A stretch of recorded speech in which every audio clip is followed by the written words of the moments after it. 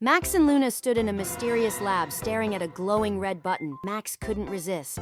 Without hesitation, Max pressed it. A blinding flash filled the room. Suddenly, time stood still, and reality glitched. Everything looked normal again, but something was off. Max tried to escape, but hit something invisible. A countdown appeared out of nowhere. And just like that, time reset again. This time, Luna was curious. She pressed the button.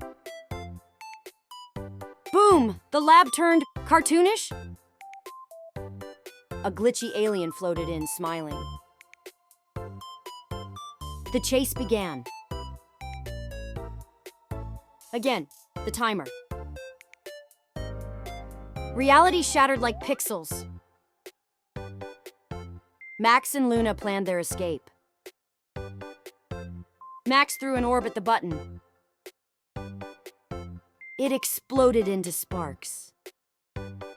A giant eye appeared, watching.